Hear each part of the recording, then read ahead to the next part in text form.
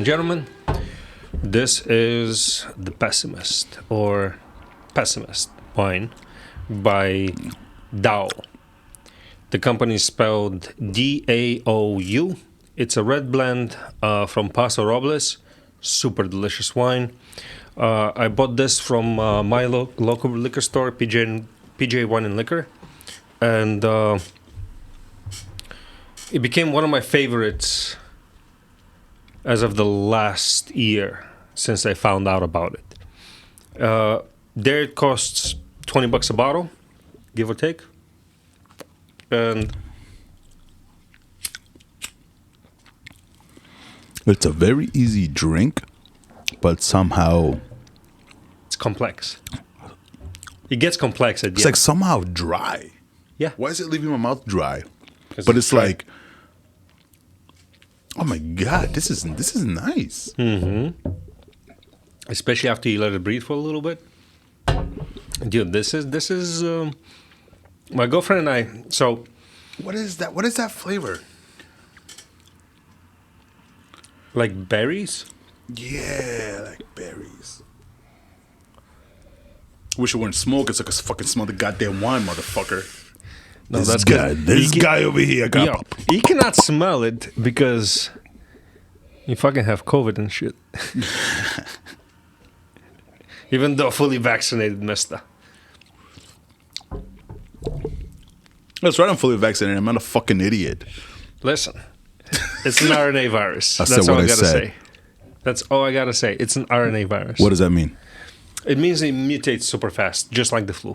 So even though they might be, you could be vaccinated for, let's say, a certain strain, another strain might pop up that's weaker, that still can get you sick. It ain't gonna kill you, but it still can get you severely sick. So if somebody was shooting specific bullets and you could build a bulletproof vest for these specific bullets, but then you knew that the person making bullets can make a different bullet that can penetrate you, you wouldn't wear that bulletproof vest. well, the bulletproof vest is your antibodies. Exactly. Right. So if you didn't have the antibodies, then right. get vaccinated. Right. If you had the antibodies, then vaccination is up to you. I believe you already have the antibodies. Why do you need 'cause to? I'm vaccinated, yeah. Well, yeah, but the people that had it, Right. that didn't get vaccinated, they still have the antibodies. Sure. It's the same thing. Okay. That's what I'm saying. Right. So you're saying that if you already had the virus, you shouldn't get vaccinated, or you don't have to get vaccinated. Neither. I'm saying that it's at that point it should be up to you, because you already have come into contact with a strain. Well, it's always up to the individual. Yeah. Right. So then that's a moot point. So then what difference does it make? So that's what it goes back to my question. So you're saying, if the person has had it already, do you think it's wise for them to get vaccinated? I adjusted the question a little bit. Yeah, I added the word wise to it. I heard. Is it wise? Is it unwise? Let me put it even differently. The more differenter. Of an intellectual. Is it unwise? No, it's not unwise to get vaccinated. To not get vaccinated. No, to get vaccinated. Right. Is It's it unwise to unwise. not get vaccinated? Yes, if you have not been in contact with the virus, it's very unwise to not get vaccinated. Right. You should get vaccinated. What if you had it? If you had it, then honestly, it's up to you. Is it unwise not to get vaccinated if you already had it? It's not unwise. It's not unwise. That was my question. Because at that point, you already have, your body has I'm not a already virologist, prepared. so you know. Neither am I. Yeah. But from what I know from biology, which if you guys don't know how fucking viruses work, we have Google. MIT has free biology classes. Like I would not recommend, if you don't know biology, Google, because that's how every armchair expert gets their degree, by fucking Googling. So if you don't know about the fucking virus, then maybe do more than Google. actually when I say speak Google, to experts. when I say look Google, up, actual experts or take a course. but that's what I'm saying. That's what I was saying. I was like, Google it, because MIT has free biology classes online by fucking professors. Who has biology classes? MIT. So then, don't Google. Go to MIT biology classes. It's very in all seriousness, because this is like such a frustrating thing to me. That everyone, because there's internet access, everyone feels like they know enough about something. When they don't? Yes. It's like, dude, are you kidding me? Do you remember science class? That's like one of the most hardest classes, because you got to fucking sit there and pay attention to this fucking specific fucking thing. And first of all, that was English for all immigrants. It wasn't biology. I'm talking about science class, bro. But no, like science is hard. Like the freaking the subject itself, it's complicated. Research, constantly looking at freaking data, and it's fucking bananas. And to have a bunch of armchair experts say their 2 cents and it being valid, including famous people, fuck you. You got fucking Goop and shit telling people to stick eggs up their thingamajigs. Like, get the fuck out of here, bro. Like, yo, have you seen? Go to university and get a goddamn degree. That's when you can speak about it. If not, then go to the goddamn doctor and shut your fucking mouth. Yeah, I agree. I agree with that. What I was saying is that if you don't know anything about how RNA viruses work, go and educate yourself. And I don't mean by like articles from Business Insider and shit like that. Yeah, I hear you. Like, I'm not talking about people, YouTube is such a wealth of information that if it's utilized correctly, it will change the world. I mean, on YouTube, I learned how to fucking change the intake of my Volkswagen, how to take off the back bumper. I changed the window in my spot of Aplasia. From YouTube? Yeah. That's what I'm saying. Yes. I don't understand why people are so hooked up on that. No, but see, this is crucial, because me being able to fix my window, I didn't feel like I'm an architect. Or I'm a fucking engineer, construction worker. I'm not, no. I learned this very specific, very fucking insignificant thing. A task. Yeah, this one little thing. No, but that counts. Yeah, I know. No. I guess my emphasis is more on, just because I knew this about windows doesn't mean I know how to build a whole window. How to build a whole fucking window. Yeah. How to fucking build a house. I think that's what ends up happening with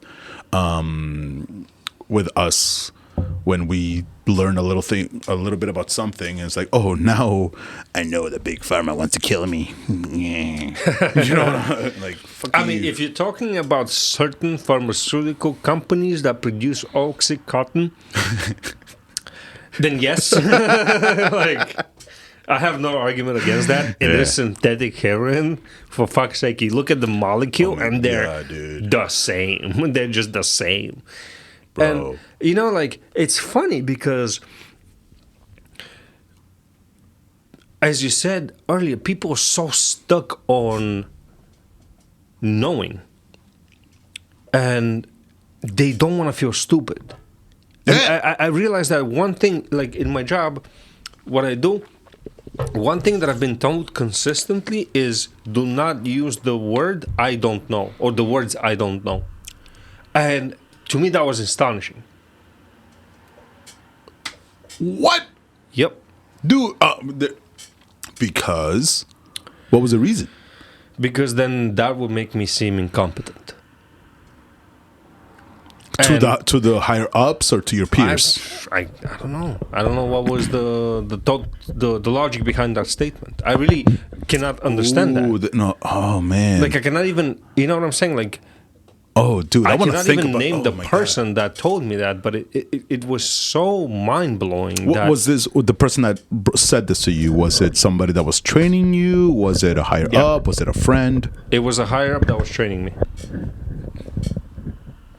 So don't say you don't know because it makes you look incompetent. Yep. See, my go-to is I don't know. If I don't know something.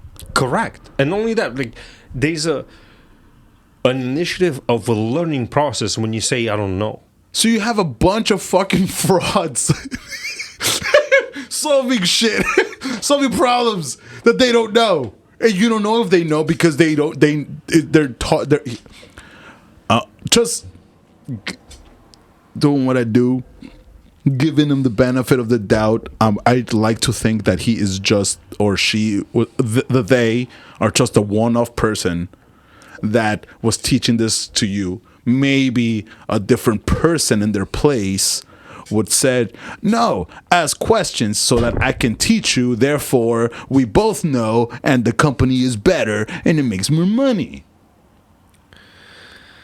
I don't know, man. But this one particular... Whoa, bro. You need to learn your lesson. You don't say you don't know. Listen. No, but you understand what I'm saying, though? I totally get it, and it's beyond me. That is like, bananas. You can constantly say, I would look into it, I would research it, all that shit. But whatever.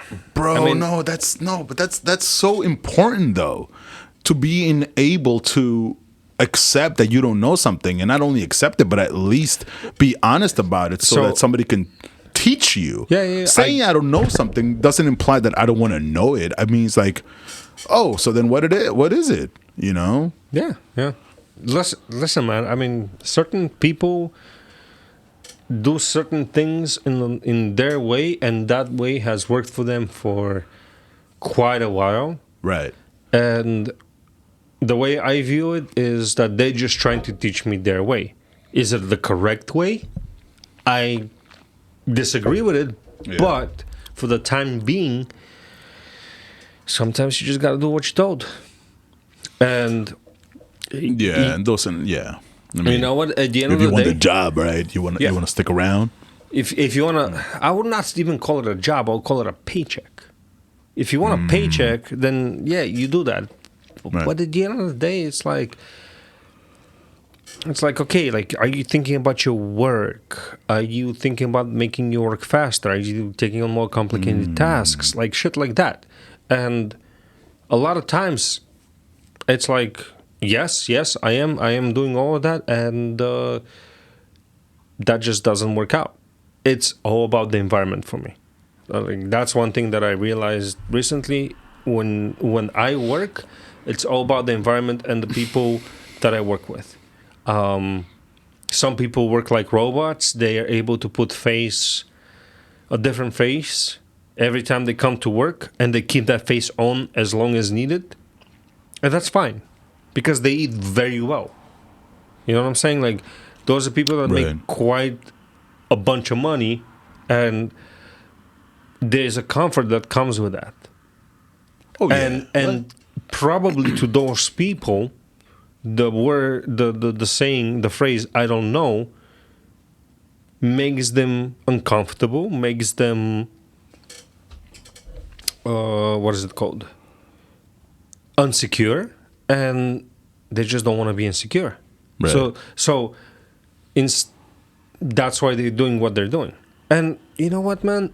I don't care, because at the end of the day, we're social animals that learn and that have the ability to learn. So, hey, man, if I don't agree with your tactics, I'm going to find someplace else where to do the work with somebody that's thinking along my line. Along the same lines as you are. Yeah, right. Like, you know, like for me,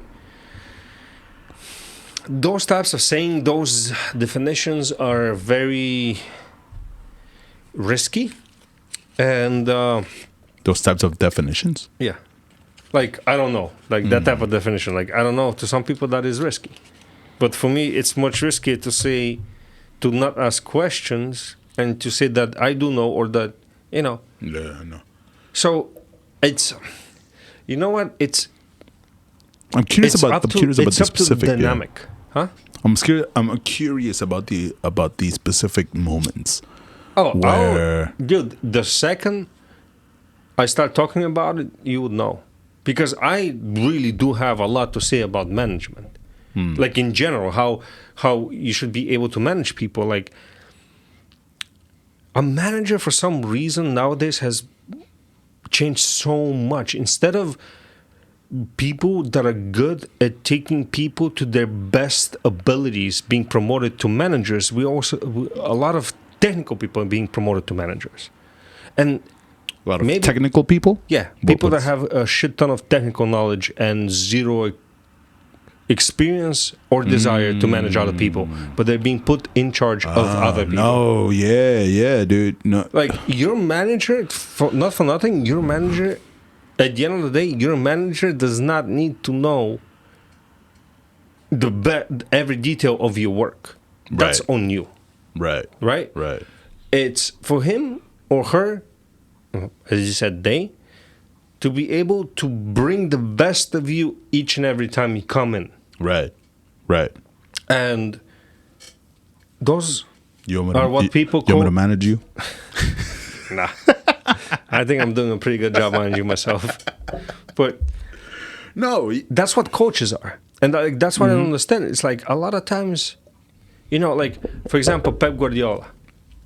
He's Pep Guardiola. He's the coach of Manchester City right now. Okay. And the guy's like breaking records left and right. And if you look at his approach, like, he doesn't tell his team how to do their work. He tells them where he sees the gaps. And it's up to them to figure out where the gap is. And that's what a fucking manager should be doing. Right. He shouldn't be there to know every aspect of your work he should be there to bring you to your best abilities and to push you to move forward. And like, that's what the word manager should be. And those are the people that should be in charge of companies. Right. Not the motherfuckers that are, I want this by this date and blah, blah, blah. Like, right, just dictating. Yeah, dictating rules without even a conception. Like, there was one thing, like, I think because they do. I feel like they do understand. They must understand how much work a specific task will take a specific individual. They're just not. They're just no. I was gonna say they're just not putting the time to understand. Oh yeah, because they should be able to. It's like, dude, like. It's fun. It's funny because I was just talking to my peoples the other day about this shit. That like when I first started managing, obviously not a fucking big ass company, but like when I first started managing the restaurant, I went to it like I'm gonna talk to everybody in one tone. I'm gonna tell this. If you can't handle it, then you're just gonna suck. Then you know what? Then you got a problem. But then as time went on, I realized how counterproductive that shit was. Mm-hmm. And it was like, no, man, like, we need to adapt. We need, like, if that's why I said before, it's like if the point is to grow, the point is to fucking succeed, then you can't. Everybody's a fucking individual, you know. You can't you can't just like, man, like no. Well, see where their faults are, see where their strengths are, and then fucking play to their strengths. Exactly, guide them so that everybody fucking wins. Mm-hmm. Because otherwise, you're just wasting your goddamn time. Dude, you'll be surprised how many managers do not take that approach, and only do they not take it, they're focused on performing tasks. That's their main focus. Mm. It's not about growing. It's not about learning. It's none of that. It's not about developing you. It's about, can you do the task? And if not, there's somebody that's next up. And it's like, fine, okay. How do you think you're gonna be able to grow a company? The company that I fucking work for, man. Yo, I'm surprised we haven't been bought out yet. Jesus. By some fucking tech company. Like, these guys and managers and the people up front, they created a moat, and they're living off of that shit. And you know what? Let them do it. Encourage them to I almost guarantee it that type of management will fail. That type of, we need the task done, we don't care what it takes, will fail. Those actions are necessary in a very small period of time. And when I say that, very few tasks. You cannot be running your people constantly and expecting constant good performance. That shit doesn't fucking happen anywhere. It doesn't happen in sports, doesn't happen in business, doesn't happen in life. If a football player can play only once a week, then there's a fucking reason why they're making them play only once a week. Not every fucking day. But you know what? I'm not a manager. They can fucking take care of their own shit. At the end of the day, their fucking company has investors, has a board. They think they're doing the right thing. Fucking push for it, man. God bless you. I wish I could sit at a board meeting just to like hear the type of conversations that are had. Dude, I'll probably shoot all of them. I mean, I'll probably fucking shoot all of them. But why though? Because those are people that are running a company that don't even know shit No, about... but that's what I'm saying. Is that I want to hear them out. I want to know what is happening. What's the haps between the, I don't know, 10, 12 of them or some shit. Or I don't know. Again, all I know is from your movies. point. That's actually quite interesting. Like how do you see it? How is it that you see it that I don't see it, or how is it that I see it? And you know the weird part is saying? that they're absentee managers. They are absentee managers. Yeah. So like a lot of times they don't just sit on one board; they sit on like a few boards. So they're not there to the CEO and the CFO are there day to day, right? And then it just trickles down to the lowest person. But it's like, I don't know. It's weird. The more I think about it, man, the more I'm realizing that publicly owned companies are a very good idea, but they're with shitty execution. Publicly owned companies. Yeah. So do you think that if companies stayed private, they would run better, more smoothly? I don't know. We've tried that back in the Industrial Revolution and created a lot of rich people. But they did not create a lot of wealth for the commoners. So there is an attraction so it's of like you. A give and take. Yeah. There's an attraction of you owning a piece of a company. Like the company that I work for, man, their stock has been very good to me for my retirement fund. Mira. Like, honestly, even though I disagree with the methods that they're applying to running the business, those methods do reap results. I just think that there's a better way to do it, and that can reap better results and can be better for everybody. Okay. But the problem is that they'll have to take a hit. They'll have to take a bigger expense on salaries, making sure they're fully staffed, making sure that the staffs are properly educated, that they continuously train the staff. Like, all that shit takes money. And if how long would it take for them? Let's say they decide to go that route. How long would it take for them to make that money back so that they're comfortable again and they don't have to fucking worry? Because, like, you know what I'm saying? Because, like, let's say this was implemented today and now they're cutting back on their, instead of getting $2 million, just throwing numbers, they're getting $1 million. How long would it take for it to go back to 2 million and then they could keep growing? That depends on their plan. Right? But you think that ultimately they'd be better off if they adjusted their company infrastructure? Oh yeah, 100%. Like, there's a lot of waste, right? Especially when it comes to office space. There were some very bad deals made, right? As far as office space, meaning like the buildings? Yeah, the buildings, the rent, all that shit. So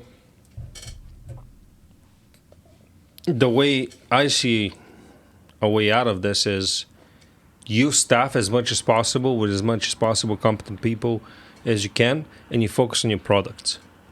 And you fucking make sure that you take care of your employees, not of the shareholder, because the shareholder is a funky animal. He's a gambler. Not really. I think so. The thing is that there are two types of markets, right? There's a primary market, as they're called, and then there's a secondary market. Okay. The primary market is if I own a company and I want to issue shares to sell to you, right?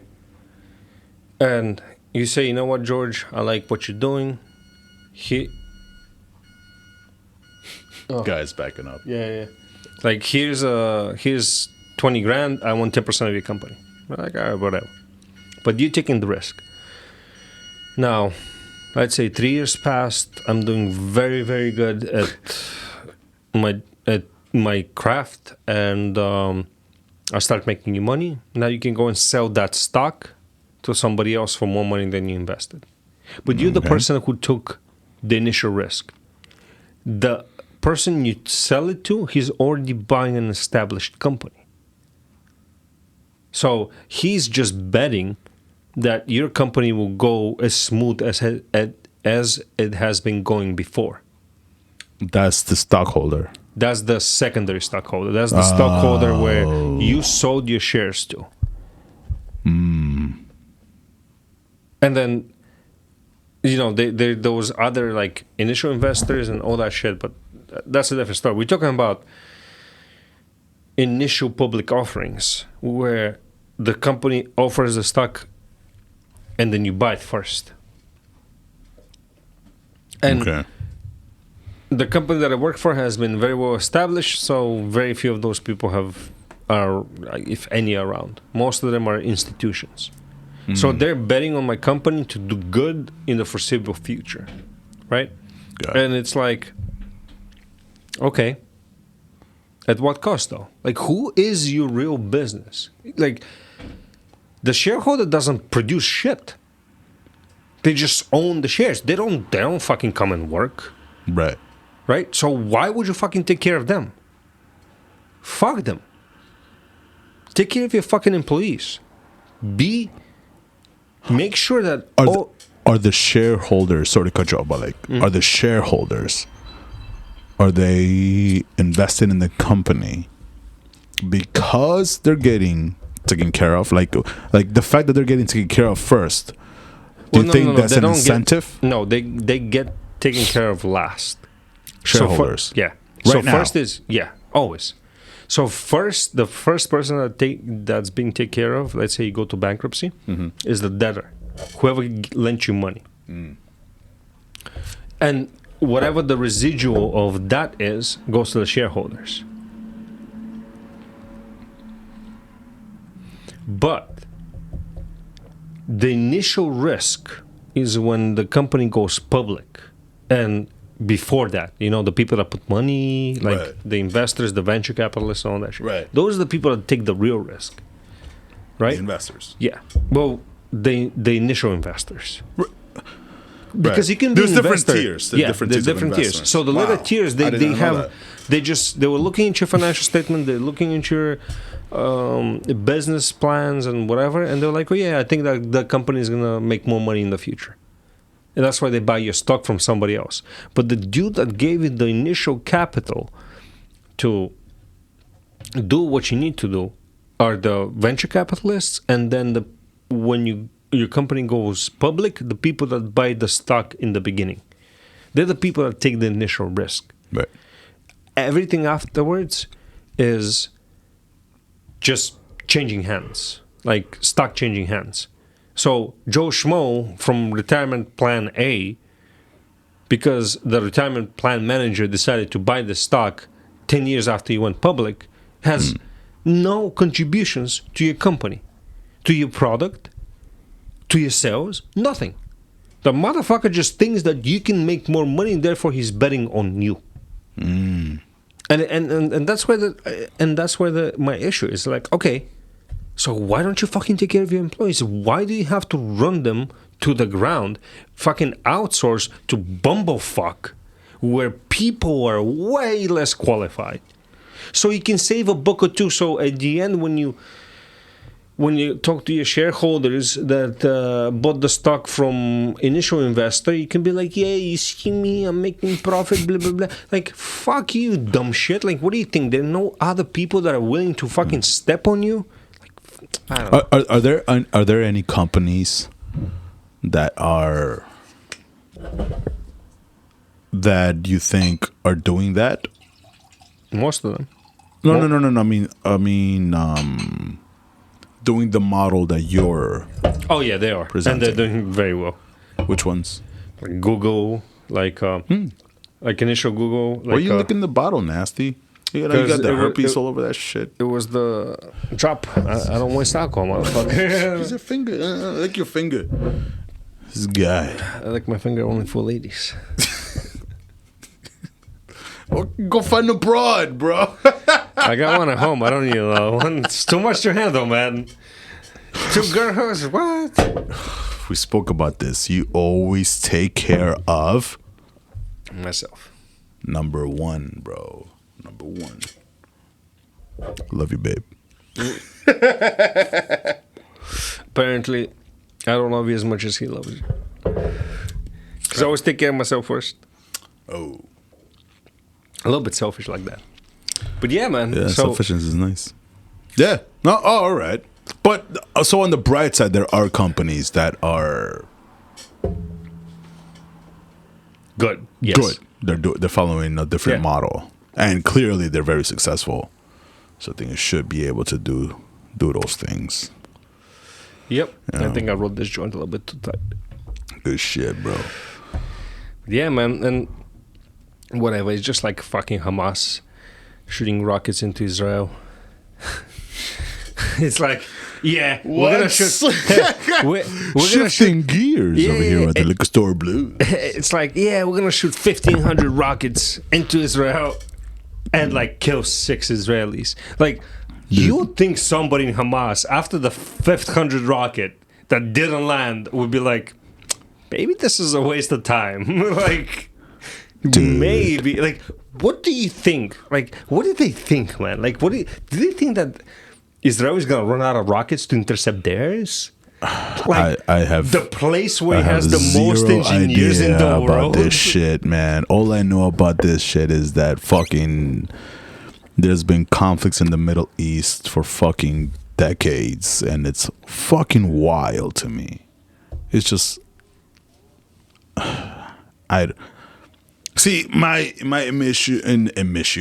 initial reaction is, how did it start? How can we shut it down? And like, you know, I'm a simple-minded fucking monkey over here. Like, so you never read anything about like the founding of Israel, how it happened? No, I'm not. If I learned it in high school, I definitely don't remember this shit. Like, I just know. Oh, you definitely didn't learn that shit in high school. All I know is that they've been at war for the fucking longest time, and free Palestine. And Israel just made themselves. I don't know. I'm stupid. I got you. Just knock it off. It's really interesting. Like, please enlighten me, senor. Well, I'm very historically inaccurate in this one, but there was some bombing involved on the side of the Israelis that started the state. But then overall, man, it's basically a bunch of Jews decided to take over and just took over. And that's the simplest way I can explain it. And it's like, everybody over there goes to the army. Yeah. Like, I do know that about Israel, that, you know, it's like by law, right, that you have to serve in the military. Yeah. Different type of people, bro. Like, completely different, hardened type of people. Is it true, like, is it, like, the little that I know, is it true that they're fighting over fucking the Holy Lands? And, I don't know. And this is like, because they're the Israelis are owed the land because God said this is your land, and they're kicking people out that were already there. I don't know. It just sounds so. I really have nothing to say about it because I really don't understand. I don't understand it either, and And I feel like the times I try to learn about it it's almost like every news outlet and every paper, they're always pointing at the other one, oh, but these guys are doing this. Because I did see the video where apparently there was I think it was in Israel where there was a bunch of like families, like they were like in bunkers and shit. It's like, oh, look, we're underground because we're being bombed right now. I think Stan shared that shit actually. And it was like, oh, and I mean, it looked like a legit video. And I was like, it was a guy on his phone, and this other guy on his phone, and like there's people that you hear this is what's happening. I was like, they've been just shooting rockets at each other for like forever. Yeah, I don't know, dude. It is the truth.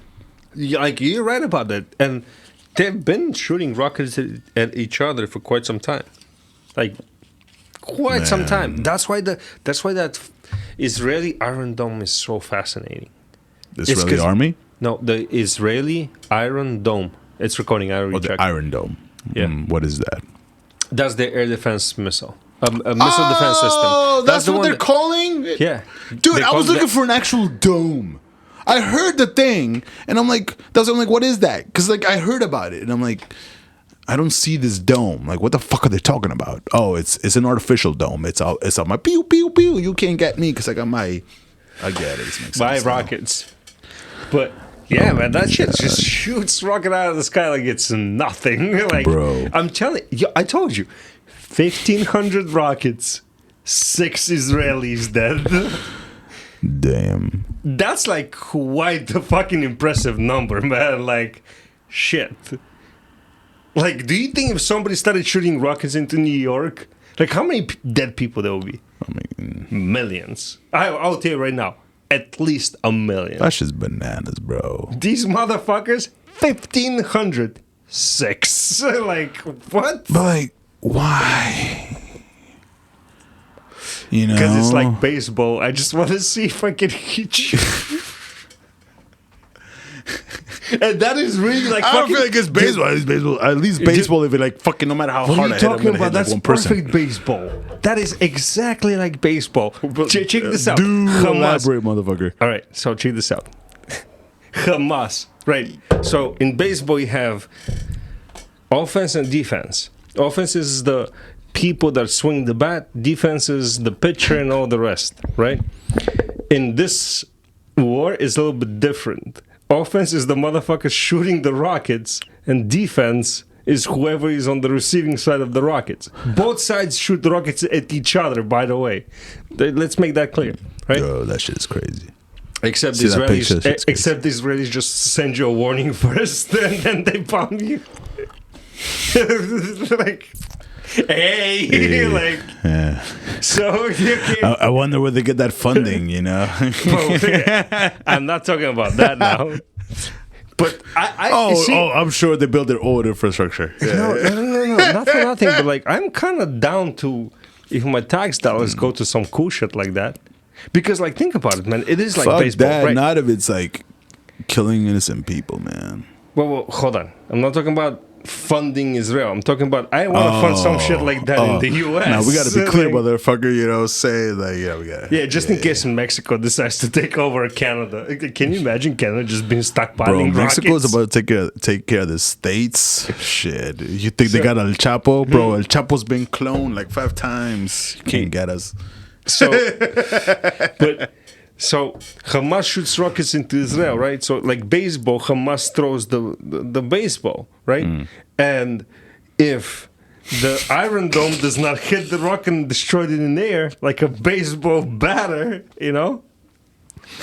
it's a strike, and then people die. And that's what I'm saying. It's just like they're just shooting rockets at each other, man. But like it's. Like, I know that there's real loss of life. Like, I understand that. I'm not trying to downplay that. But just the concept itself. Of cool weapons. Of not only cool weapons, like cool defense weapons. Not cool attacking weapons. Cool defense weapons. Where you're like, oh, you think you can shoot 1,500 rockets at me and hit me? hold my beer. Like that, like that type of shit. Like that's fucking cool, man. It's like imagine knowing a martial art where you have the ability of nobody taking you to the ground, hitting you with a strike or anything. Tao of Jeet Kune Do. You Bruce talking about Lee. the Bruce Lee thing? Yeah. I don't know, man. If Some BJJ will fuck you up with that shit. I Like, promise you, I'm gonna say this shit right now. If my dude Lee was still around and he didn't get that crazy ass condition that killed him, ain't no conspiracy. Wait, what condition killed him? I thought it was a bullet. No, Bruce Lee. Yeah. No, he didn't get shot by a bullet. No, he had a heart condition. Like, What are you talking about?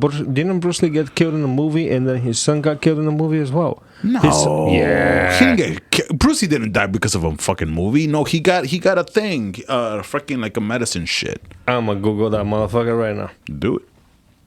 I'm pretty sure he was shot on scene. That's not why he died. He died because of he had like some medication shit. Let's see. Damn. Because it's you now, I'm doubting myself. Now my confidence has gone to 100 and it's going down to 90. Alan, shut up. He said we're gonna go. I'm pretty sure. Yeah, he had a thing with his medication. Let's see. He got shot. I think he got shot. But Oh shit! bro, They're saying that at the age of 32 from brain 32. edema. Yeah, From some brain edema, really? yeah. Oh. But it was a result of some shit he was taking. Cause of death, cerebral edema. Yo, why do I think that he got shot? I know his son got shot in the movie. Yeah. No, I think he got shot in the movie also, but he didn't die because I remember that shit being like a fucking people being like, oh wow, Brendan Lee also. Yeah, he collapsed during a filming of a. I think it was his last like. Yeah, cerebral edema. Which is excess accumulation of fluid No, but in the brain. Bruce Lee was a fucking OG MMA fighter. You know, like he's the one Shit, that I was introduced wrong. it. No, that's what I'm saying, man. Like, this dude, he was developing the MMA. mixed martial art. You know, Yeah. and so that's what I'm saying. Is like I think that he would have been that for real. I think that Bruce Lee would have been that fucking cool ass long beard guy. You know, fucking sensei That you just can't touch. Yeah, he did the Kung Fu Panda. You know, the fucking the pinky shit. You know, the fuck is it called? I don't know.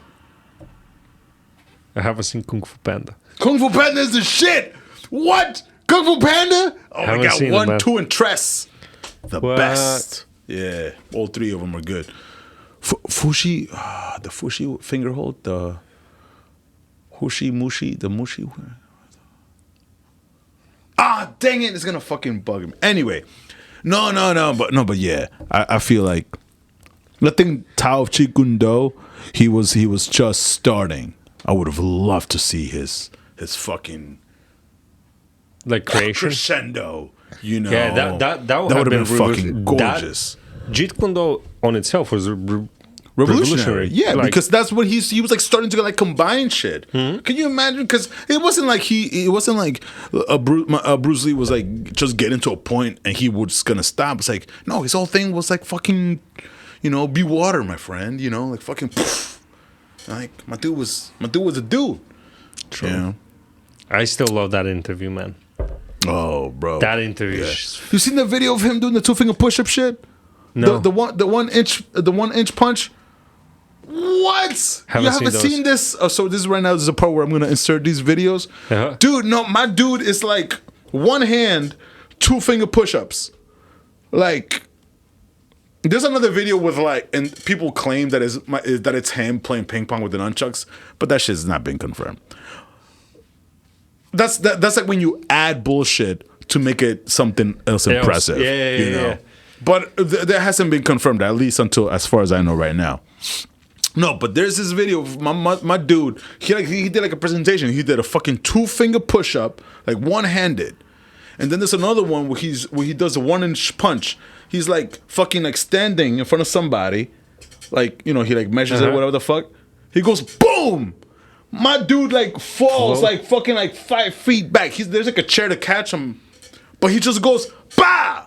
Like my dude, like yo, fucking Lee, bro. Shit. Dude, no, my dude was a badass, bro. Like get out of here. You found respect for Lee, man. What? Cheers. I Bruce Lee forever, bro. Holy crap. And there's people that just think, you know, I own the book. That he was an actor. The Tao Jeet Kune Do. Open it up. Open it up. Like, I have it. Nah, bro. Open it up. Haven't read it yet. No, like, I mean, it's very. It's like again. It's the beginning, at least from what I saw, because I have it too. my brother Hugo, thanks, bro.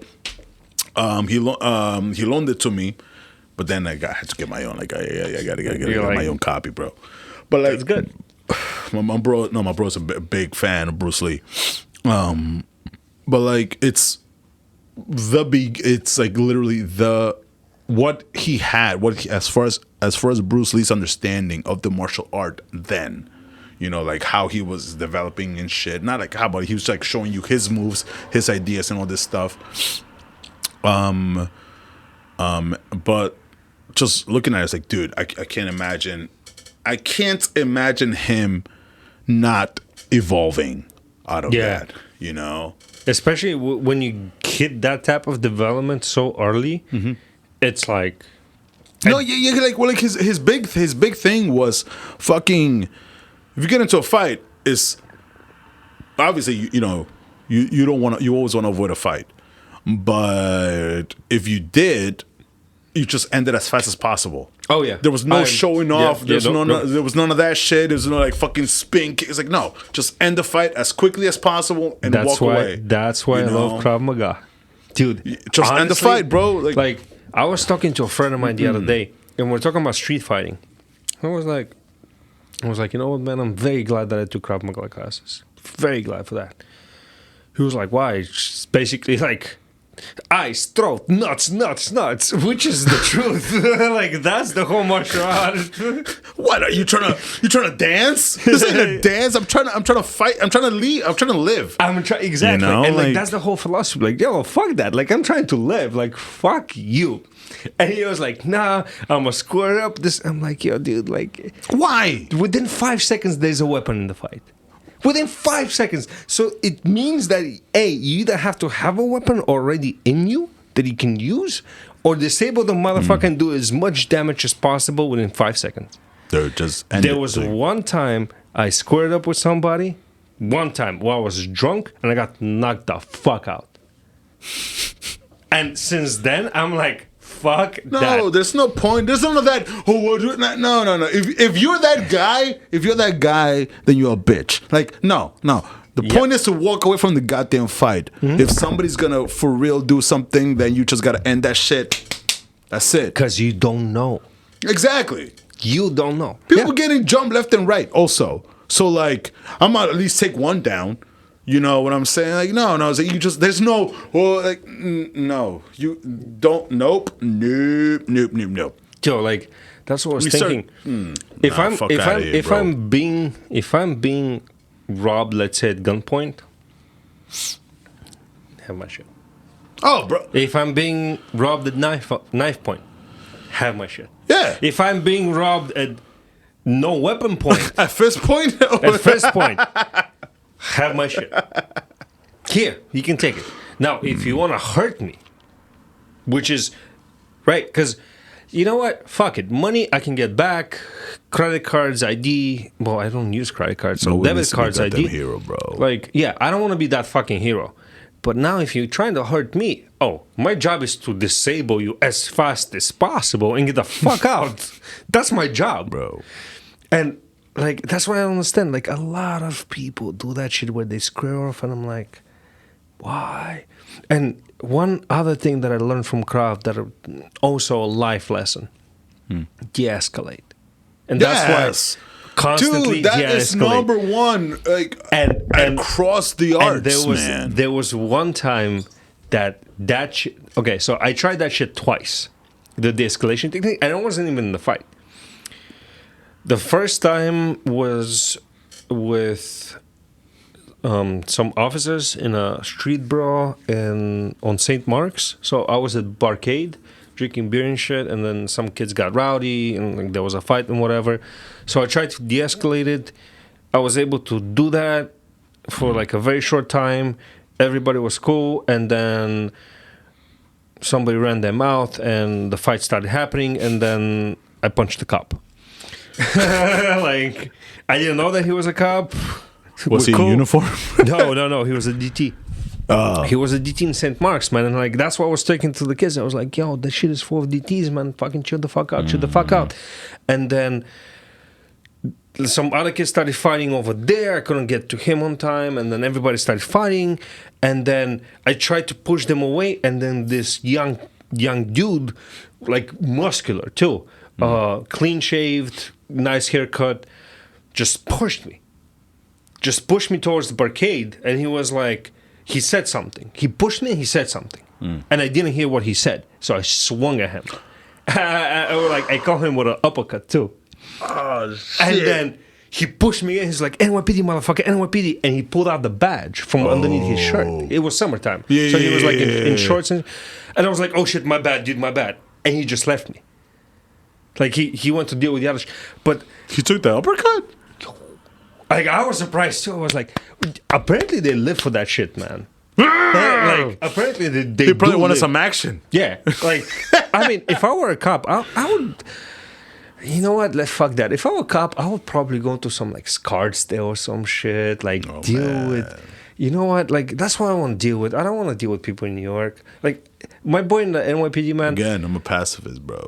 My boy in the NYPD, like, I don't know how he handles that shit sometimes, because he's NYPD in Harlem too. So this motherfucker's seen shit.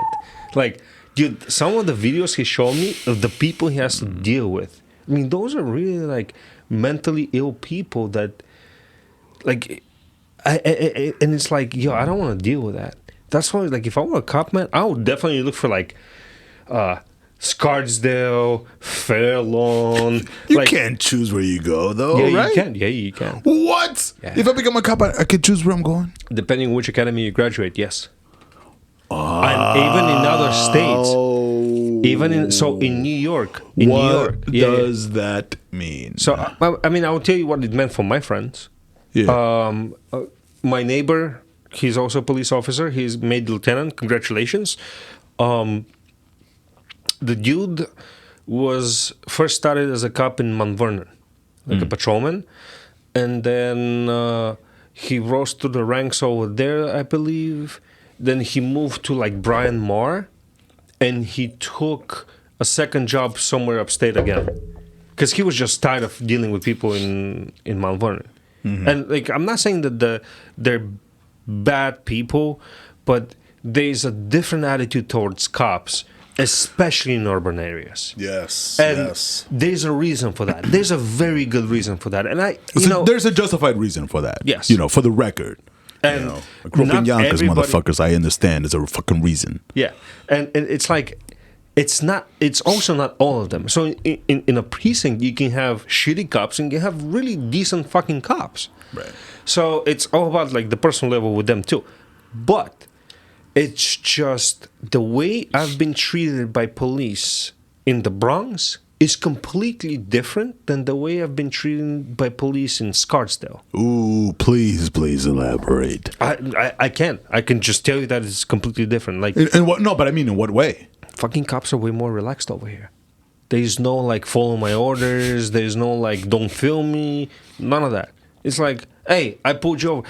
The first time I've ever been pulled over, and the first and only time actually I've ever been pulled over in Yonkers.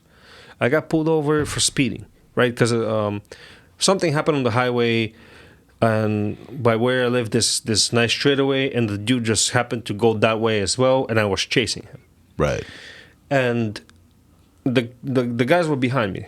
The police officers behind me, right? That's in Yonkers. I think I forgot which precinct they are. But he pulled me over, and he goes right away, without question. He pulled me over in front of my house, by the way, too. Yeah. He's like, pulling you over for speeding. He's like, what the fuck was that? I'm like, I explained my situation. I'm like, dude, I live right here.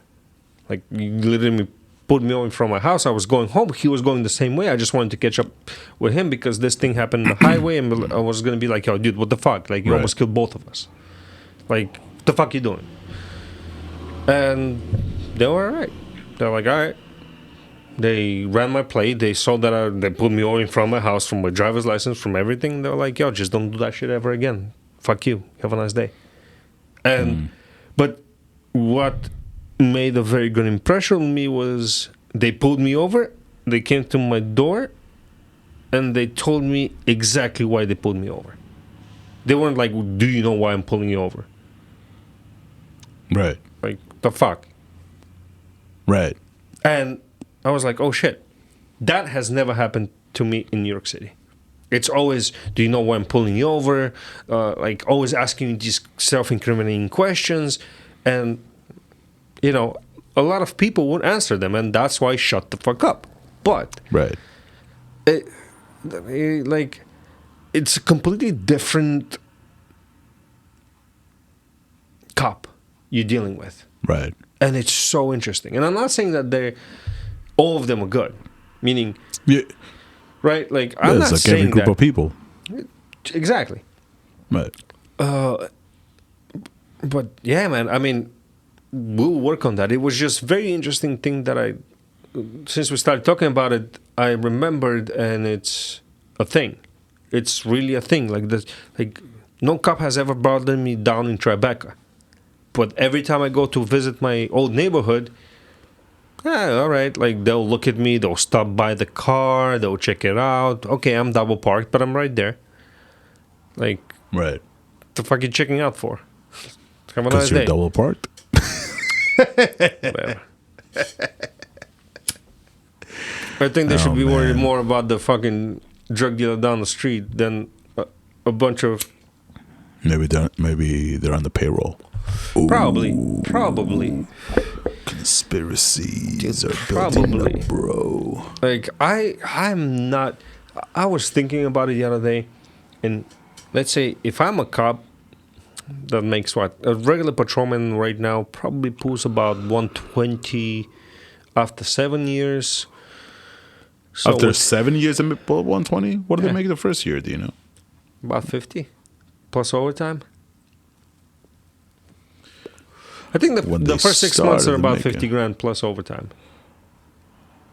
Dang. And they get a lot of overtime probably. I wonder how their like pay increases go, because I feel like 50 a year, that shit ain't enough to have me patrol you.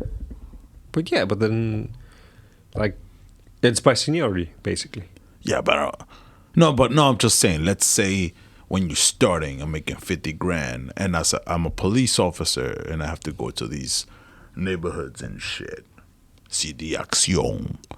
It's funny because I feel like if you're like in, what do you call it? Not rural. If you're a cop in the hood. Yeah, urban. Urban. The right way to say it. Politically correct. If you're a cop in the hood, right way is the hood. I feel like you should make a little bit more because, you know, or no, not even. You know what? Just kind of what we were talking about is like, let's bridge that gap, that disconnect with the police and people. You know, let's have them react the same. Let's have them behave the same way in Larchmont that they do in fucking Yonkers. You know, like it's just that would be hard. Like it's a task. Right. It's yes, a task. Agreed. But I feel like it's very important for, you know, once we start to communicate, you know, with people and shit. And maybe I was like, bro, so that's what I think, that fucking patrolman, neighbors, man. That's what I actually think, that and that's why I don't support those mindless yelling in my mind where they're like defund the police. To me, that's not the right way to do it. If going off of the phrase, I disagree. Well, no, I'm saying like defund the police, like going off of that, and then if you have to explain what you mean, then maybe adjust your phrase. Yes, Yes. You know? So there's total failure of communication. Yeah. But you know what, though? That's on the people. And people are lazy. People don't want to do... People want to feel I'm not lazy, knowledgeable. People want to feel knowledgeable and powerful, right? And they don't like to be put into situations where they have to... They don't know how to... They don't know what to do. And you know what? One very interesting thing that I noticed from being pulled over all the time, pretty much, is... Son of a bitch, because I get a heart attack if those fucking lights come on. Yeah. You're out of your fucking mind. I'm like, just another one. Just another one. I wonder what the difference is, you know? So, but to me, it's like, fuck it. And I react to cops the same way all the time. Like, honestly, every time I'm pulled over, I have the same reaction. First thing I do, put hazards on, turn off the car, turn off my lights, right? Put the car key. You do all the right things. Yeah. Put the car key on top of the roof. Oh, you do that? Oh yeah, all the time. And that must make them. I'll fucking do that shit. I'm gonna toss him. Go get my keys after this, please. All the time. Hands are up high. You put the key on top. Oh, what's your hand and arm? I see your hand and arm. No, you put the key on top, and then the next thing I do is put two hands on the steering wheel. You chill. You've been pulled over enough times, so you know what the fuck you have to do. Yes, got it. But the reaction is completely different every time I get pulled over. Like, I've had reactions from the polar opposites. So I had a reaction where the pissing shit, right? Where they just decided to check me, and they started asking me all these self-incriminating questions, and I was like, I'm sorry, I don't want to discuss my day with you. And they got defensive about this. And I'm like, oh, fuck you. Who the fuck are you? Like, well, you have a badge? Great. That's I appreciate that.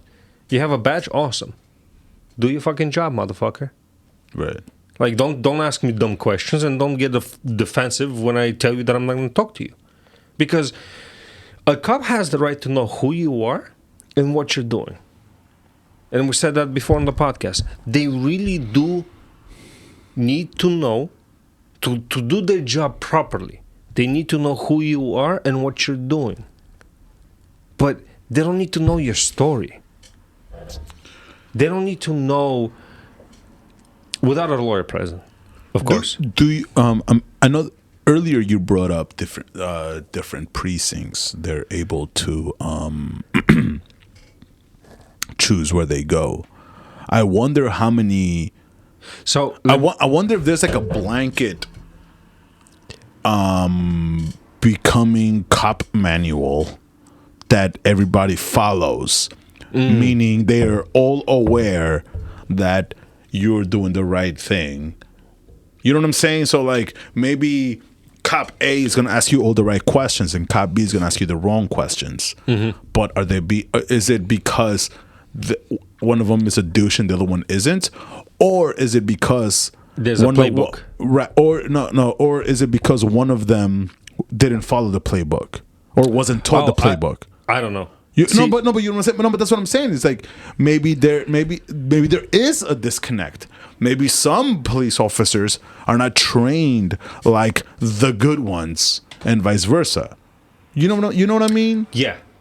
So like for that we need the data to see the time they spent in training, what their training was. Yeah.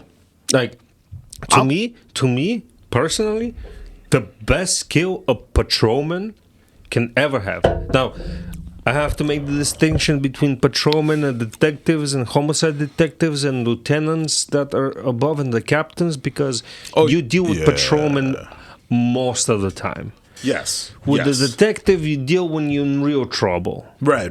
Which you don't want to get to. Yes. Nobody wants to deal with a detective. Exactly. But in both cases, the same things apply. The burden of proof is on them, not on you. innocent to proven guilty, motherfucker. That everybody forgets that. The second thing is that they have to know who the fuck you are. They don't need to know your life story. They need to know that you are who you're telling them you are. And the third thing is they need to know what the fuck you're doing. They don't need to know where you're coming from. They don't need to know where you're going. That's for them to make their narrative of whatever the fuck they're investigating or accusing you of. That's on them. They need to know that you're driving. If you get pulled over driving, what are you doing? I'm driving. Where are you going? I don't want to discuss my day. Where are you coming from? I don't want to discuss my day. Because you don't have a lawyer next to you. That's it. It's a very simple tactic that you can stick to. And, you know, at the end of the day, also the stupid tactic of turning off the car, putting the key over there, and when you get pulled over, tell them what the fuck you're going to do. Like, treat them as a 5-year-old. Because at the end of the day, they're approaching a stranger in their eyes. With respect. Yeah. Gotta add that to it. Yeah, like don't be a dick.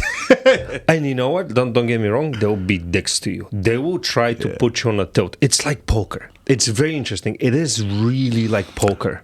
When somebody's trying to put you on a tilt where your emotions take over instead of your rational brain, cops will constantly do that to you.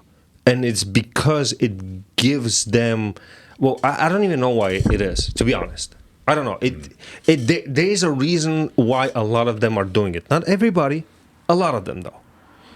And that reason should not be personal, and you should not give a fuck about that reason. Do the playbook. Once they get... If they're still being dicks to you, let them be dicks. Let them be dicks. Because you know at the end, that shit has to go in front of a judge. And the judge is not a fucking cop.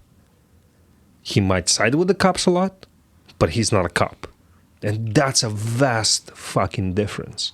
And that's why I was talking to Ali the other day about this thing. And like he brought a very good point where it's like, well, you know how black people have been treated by cops historically? And I was like, yeah. And he was like, well, that gives them the desire to stand up, to like be the man, to tell you off. Even though the cop or the person? The person. And I'm like, oh, that's very interesting. Like, so they view it as a fight against authority versus a fight to survive. Oh, yes. And that's where the distinction has to be made. It's like when a cop comes to you, the fight is not for you to survive. The fight is for you to fight off the charges that this cop could be bringing to you for the wrongdoings you might have, or for the wrongdoings you allegedly have done. But the burden of proof is on them. It's not on you. Like, if you shut up and you keep your mouth closed and you tell them who you are and what you're doing without any other detail, that's it. That's all it's required from you. Yeah, I mean, and they will make you. Trust me, they will make you. Like, I don't know if they took those tactics. I don't know if they picked them up while they're on the job. Which just goes back to what I was saying. You know, they will make you. They will do their best to get you out of your comfort zone. I think there was like even a study where, not a study, but like a documentary or something like that, where even trained prosecutors folded under pressure of police officers. So they know where to press the buttons to get the information. Like, all you need to do is remove yourself, know that you're innocent until proven guilty, and let them do their job. Because let me tell you something. From my experience, a lot of cops will fuck with you with no reason. They'll give you tickets in places where they have no jurisdiction. And when you send the not guilty plea, the judge just looks at it, looks at their jurisdiction, and says, fuck you. He's innocent. You could have fucking had a I don't know if you can get away with a body, but you can get away with a lot if you keep your mouth shut. They're gonna use a liquor store Blues defense, bro. Yo, I for was real. told them it's gonna be fine. So Man, it dude, as a person that, like I was telling you earlier today, for a lot of us, it is a little bit difficult to overcome and to generally stay cool. Like I was telling you, like the other day where I didn't feel cool. So the story I was telling my dude over here was, it was a fucking 10 o'clock in the morning. I'm dressed to go to work. I'm not dressed like this. I got my tie on and everything, and I'm walking up the train station a couple of fucking minutes away from where I live. And there was By a couple of minutes? and there was two police officers on the top of the stairs on the train station, and I got this sense of panic.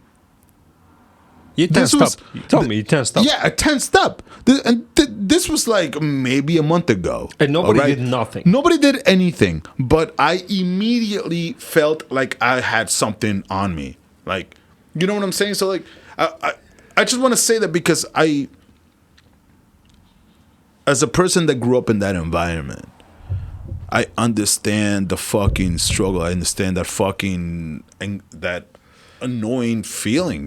But like, and you know, once I removed myself, I was like, oh well, yeah, I really shouldn't. But there's this thing like ingrained in a way in me, and I can imagine, like, you know, the rest of the people's that, like, sometimes just because I feel guilty that I have something on me or that I did something wrong, it doesn't mean I fucking did. But a lot of times I'm like, shit. He knows. It's like, I didn't do shit. But he also don't know. Huh? He also doesn't know. No, that's not even the point. The point is that I'm freaking out for no fucking reason. So, like, well, that's something that I actually want to dive into a little bit further because it's a very interesting dynamic. But that's my point. That it's really is very easy to say that, you know, like, oh, just don't, you know, just give them what they want, but blah blah blah. No, don't give them what they want. No, I mean, That's what like, they say no, in the whole no. podcast. You said, like, let them know who you are. They need to know who you are, and etc. Yeah, those are requirements. Right. But my point is that even to that point, I'm defensive because, like, I don't have to tell you who the fuck I am. Why are you asking me? Leave me alone. Well, Why do I Okay. need to show you my ID? because you don't know what they're investigating. That really does, dude. Like, it's not like No, but see, this is it right here. This is what you were saying, that it's not so much about the officers, just that, like, it's more of the authority thing. It's like, I don't owe you any answers. no. I would say you owe them some answers. Why? Because so. If The I'm cop- just being a citizen, I don't Yes. know, why the fuck do I need to? Because owe you don't any know what they're answers? working on, and they really don't need to tell you what they're working on. So then I really don't need to tell them who I am. No, because here's the thing. So, hypothetical scenario: people look alike, right? We all. Oh yes, I've been ambushed. Like, I was gonna say, also doppelbangers are a real thing, right? So, there sometimes. You might be looking like a person they're looking for. You Am don't I know. being racially profiled, or do I actually look like the person? You might look like that. I don't know. You don't know. And they're not. And honestly, at the end of the day, they're not in liberty to discuss that if it's an But ongoing again, investigation. isn't it? And aren't I justified in saying I'm not at liberty to discuss who I am?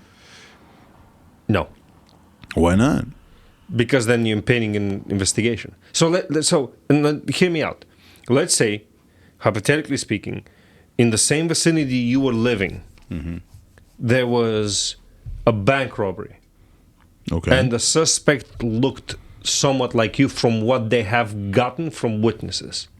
Now, this is the thing.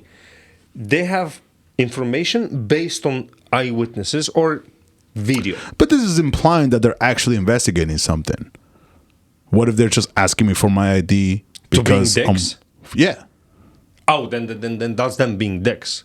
Right. So like, but you don't know. Well, that's what I'm like. In my experiences, I've been asked for my ID when I wasn't doing shit and they weren't investigating shit. Well, you don't know if they're investigating or not. Well, I do know because they just asked my ID after I said I wouldn't move. Well, yeah, then they're being dicks. Right. There's a difference, though. Yeah, and there's been times where actually my favorite was when I got out of the gym. This was at the Galleria, and I'm just like walking around because I'm trying to kill some time. And then I see this dude. He's just like fucking. He's following me. He's like older white dude. And I've been hit on by older white dudes. So I kind of figured it was this older white dude, just like, you know. And then I got to like the third floor, and I go into the dollar store. Oh, I was buying. Oh yes, please. I was buying a gift for I think it was either my niece or my brother's birthday. So after I bought a gift, and then I went to the dollar store on the third floor so I could get a bag. And then when I came out, across the street, across from the fucking Old Navy, I'm like doing my shit, and I look over, and it's that same guy fucking like looking at me like this, and I'm like, I'm about to say something, and so I go turn around, and there's like 3 dudes come at me, boom, boom, like all fucking undercover and shit, like, oh, whoa, and they're like. Yo, did I take my bag away? Is like, you got your ID? I'm like, yeah. And like, I fucking pull that shit out. Because I'm like, what the fuck is happening? Like, yo, this is what. But see, that's an example of me fucking saying, you know. So I give him my fucking ID. And these motherfuckers just goes like, they're just talking to themselves. They just go like, oh, wow, he really does look like him, right? Oh, yeah, he looks like him. And they just walk away. And I'm just standing there like, oh. All right, so I guess everything's cool. No apology, no like, oh, see you later. Sorry, man. No, nothing. I'm just standing there, and I'm like, well, yeah. I mean, normal people, and when I say normal people, oh, dude, yes, people that had respect for other human beings might have said sorry, but these were 4 guys. Yeah, no. But if you're watching, fuck every one of you. Every single one. Yeah. Me too. Yo, fuck you by Bulgarian, dick, you motherfucker. Piece of shit. Fucking swallow up your fucking asshole. Make it like a fucking rose, piece of shit. And for the record, they were multiracial, all right? So fuck you guys. Like they were multiracial. Yeah, it was like 2 Spanish dudes, a black dude, and a Spanish guy. Fucking all right. Thanks, guys. Hit the fucking family tree. Like, I don't know. Like that's my point. But that's what I like where we're going with this, because there's that disconnect, between the people that have the powers and the people that don't have the powers. You know, and you know what the weird part is? Well, it's not weird, but what people should really keep in mind and figure out your actions around that statement, if you will, is a police officer is the most powerful dude you would interact on daily basis. And that power was given to him by the people you chose. So vote in your local elections. Yeah, vote. Like, did we talk about how I voted for myself in this local election? Because I just thought that nobody else was. I was like, fuck, if those idiots can do it, I can do it as well, because they were just not having anything concrete. And again, it does come down to not only voting, it comes down to every time you have an interaction with a police officer, you have an interaction with a stranger that has power over you. And that could be quite intimidating. And the only viable way to make this interaction as pleasant as possible for yourself Not for the police officer, because the police officer might have a totally different agenda. You don't know. Like right now, in this day and age, we know about police quotas, basically like the amount of tickets they have to write, all that shit. That's wild. Right. That's a thing. That's the thing, right? And it's like an underground thing too. Like nobody talks about it openly, but there've been police officers, especially from the NYPD, that came forward and nobody fucking listened to them. And it was like, what the fuck? How do you have a quota on that shit? Both. Like, how? Why? Why would you have a quota? Revenue, bro. Revenue. It's all about the almighty dollar. I understand. I mean, I guess it's more of a rhetorical, but it's like, these are just people's lives, man. Dude, but who the fuck do you think is going to pay for those stimulus checks that we got?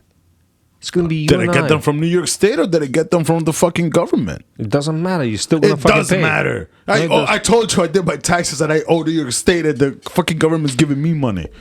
Fuck New York. Move to Jersey, bro. I'll just be a New York visitor, bro. Like, holy fuck tits. Holy shit, bro. New York is a very interesting place, man, because New York, like, once you come out of the suburbs, it's all fucking Trump land. Like, the second you come out of fucking Westchester County, that's it, motherfucker. You in Trump land. You're like, oh, I mean, I see where I'm at, and to be clear, it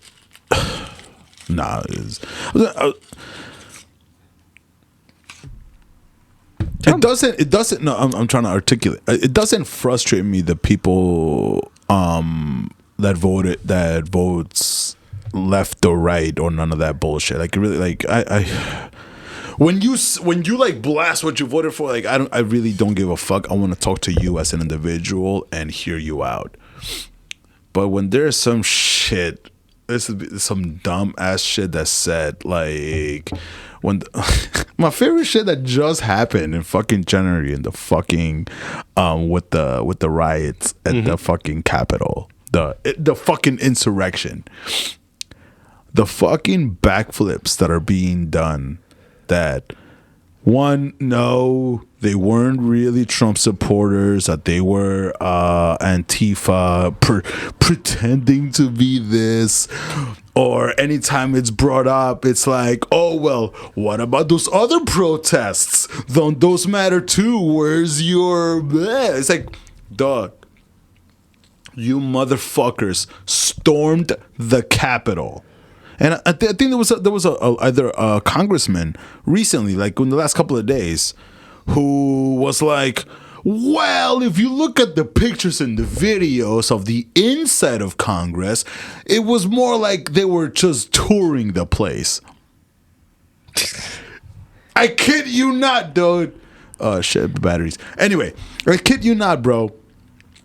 Like, can we call a spade again, please? Can we we were talking about those police officers that like freaking broke into the guy's house and they're like watching the video and high five. Can we call a spade? These psychos straight up tried to overturn the government and they failed, and now they're saying that's not what we were trying to do. We were just we were just very passionate. Or no, it was the other guys who were pretending it was us. You know what I mean? Like. No, you know what? I like that would sound totally counter argumentative, but I don't mind shit like that happening at all. What? As long as it doesn't happen too often, like the insurrection, like shit like that happened in Bulgaria, man, and I was part of it. Of what? The insurrection of the government? Yeah. But dude, like 95, I want to say 95, 96 shit got really bad. But when that happened, and let's assume if you try to do that shit and you failed, it was nothing. The new government took over and it was the same bullshit on the new voice. Did you place the blame on a different group? Did you say that, oh, no, that's not what we were really doing? No, people did want change. That's what I'm saying. There's a difference. Because, like, what happened And the fact that they failed, that's just cowardice painted all across. Like, you straight up try to do that and you failed, and now you're saying that that's not what you were trying to do.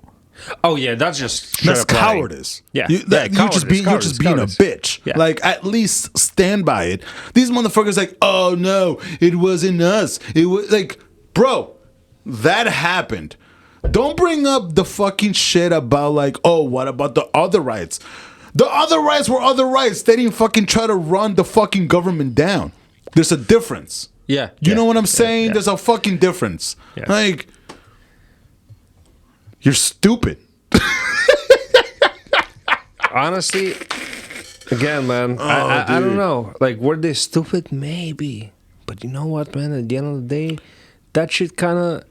They had no conviction. They were just there. But, like, at the end of the day, kind of they were like hyped. That. No, that's kind of why I mean, like, that's what kind of what I was just like tailgating off of the whole, like, you know, they're like, you get to Trump land. Like, that's what I mean. Like, I don't care about who you vote for, because kind of like what happened with Hillary and Trump in 2016, that the fact that I forgot who said it, but it was well put. Trump didn't win, Hillary lost. Just like this time around, Biden didn't win, Trump lost. Like, there's a significant difference in between those two things. You know what I'm saying? You know what I mean? Because it's like, dude, keep talking. Till this day, like, I was personally for Mr. Young? Yeah, Yang? No, it's not Yang. Andrew Yang. Andrew Yang. I was for my dude team Andrew Yang. If it wasn't Yang, it was Sanders. But I was all for my dude Yang. But then what's that chick? Tulsi, the Hawaiian chick, Hawaiian military chick. And like she was like, it sounded like she sounded legit. She was trying to make some actual change, but like no. And then we got Gramps and fucking anti-weed bitch. You know, I mean, it's either that or the other red motherfucker or orange, whatever the color he is this week. You know, like yeah. It's hard to keep up with the colors of white people nowadays. It really is. It's like sometimes you're looking like, yo, fuck that shit, bro. Man, I don't know what to tell you, man. It's a so that's what stick to science, data. Like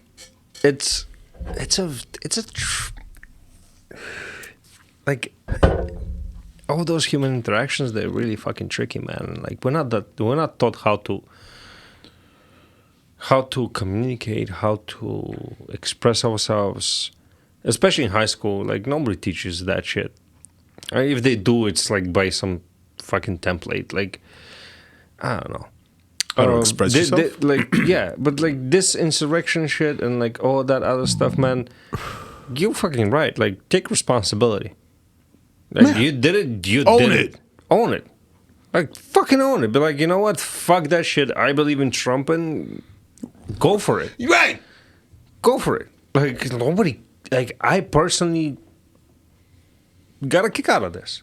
Personally, because I was like, yo, like these motherfuckers up in the Capitol and the White House need to understand that we want shit done. I'm honestly fucking tired. Fucking tired of driving through potholes in New York City, in Yonkers, in Scarsdale. Like, what the fuck?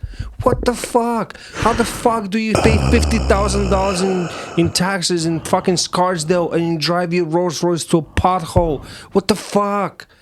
Like, really? I would be super upset. If I was one of those dudes able to afford fucking Scarsdale and a Rolls Royce, no, even to afford living in Scarsdale and driving down Central Avenue, and you fucking metal fucking plates that can cut your tires, like potholes every fucking where. What the fuck?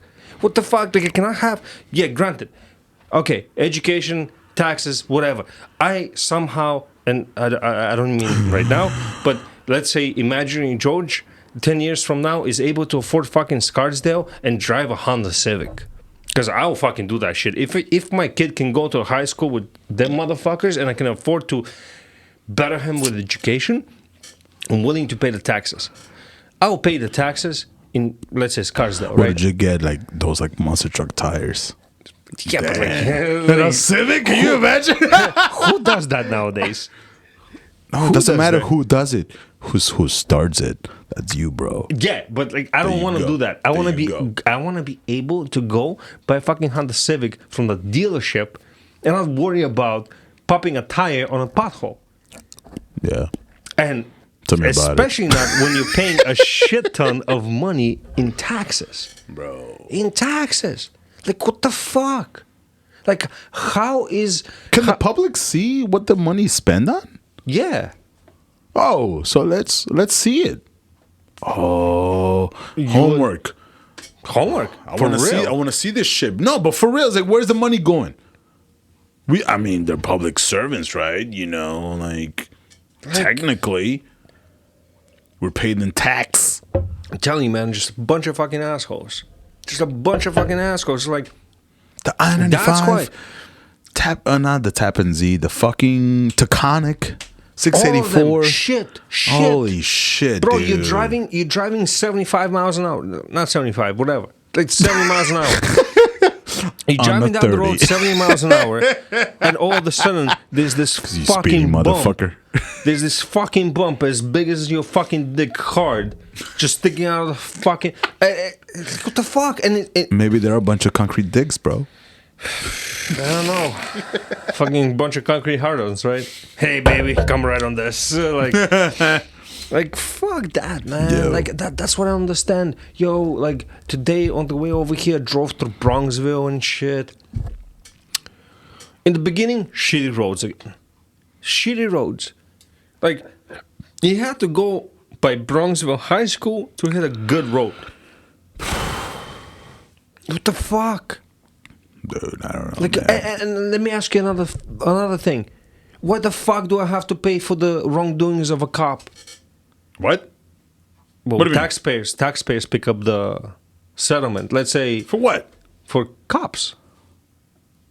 So, Like- if they do something, do elaborate. If they do something wrong, for I gotta pay example, for the in fucking. New York, yeah. So, for Yeah. example, in New York, when cop does you wrong and you sue him and you win, you're paid by New York City. You're not paid by the cop or some sort of like insurance. What? You're paid by New York City. Hold up. So if, like, let's say hypothetically, a cop shoots me in the leg and I go to the doctor and I win because the cop shot me in the leg, the bill is paid By the taxpayers of New York, of the municipality that thing occurred in. fuck you. What the fuck? You. For real. Like how Why? come they don't have an insurance or some shit? Like private, like the doctors. If a doctor fucking Can I have kills shoot your leg insurance? Because that'd be fucking clutch. no, but like, dude, no, fuck them. Do it as you did it to the to the doctors. Malpractice insurance. Man, yeah. Give me some Malpractice. Like, malpractice how the insurance. fuck? Like, dude, that's another thing that I wanna understand about cops, man. Like, how the fuck? I do you wonder. have I a tool? wonder how much more hesitant they'd be when shooting somebody if they knew that they could be fucking sued personally. I mean, they are sued personally in civil cases, but still, because if it happened on the job, you're still getting paid by the city. So that's what I'm saying. Like, make them as the doctors. Yeah. That's what I mean. Like, make them like the doctors. Yeah. Make them an insurance. And when the motherfucker fucks up, all the cops gotta pay. That insurance plan has to pay. There you go. Like, There you all go. that shit. I still love you guys, but there you go. But, Can you have accountability? Have accountability. like- It's a give and take. And another thing that I have questions for, and like shit ton of questions. Dude, how the fuck a dude that's willing to save a life needs, like a doctor, needs 4 years of school? An EMT needs what, 6 months of training, 8 months of training? A fucking cop, 3 months of training, oh here, here's a gun that you can take a human life with. Maybe That's I'm a wrong. good point you brought up. 100%. But like, what the fuck? Can we at least get a degree? Some sort of degrees. Like... And teach them how to communicate with people, how to de-escalate situations. What was it? The social, a social degree. Yeah. Social work or whatever. So there you go. Like the social work degree. Like, if you want to be a police officer, you need a social work degree. You don't got one? I'm sorry, you can't. I'm sorry, my dude, a star quarterback in fucking high school. You can't make it. You can't because you don't know how to fucking talk to people. You need a social degree. And I honestly think that if, lawmakers, you better be listening to Liquor Store Blues, because if we're able to add that to the requirement that they need some sort of like social work degree, I think that the number one concern, because it just came up to me immediately, was then you have a lot less people wanting to become police officers. But pay them. I'm not even gonna go there. But if you have a bunch of educated motherfuckers running the streets, wouldn't it balance itself out? It'll be way better.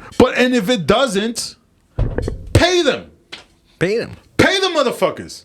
If you got 10 people and then now you got 7 because of the fucking degree, you got more money to pay the fucking 7. Yeah.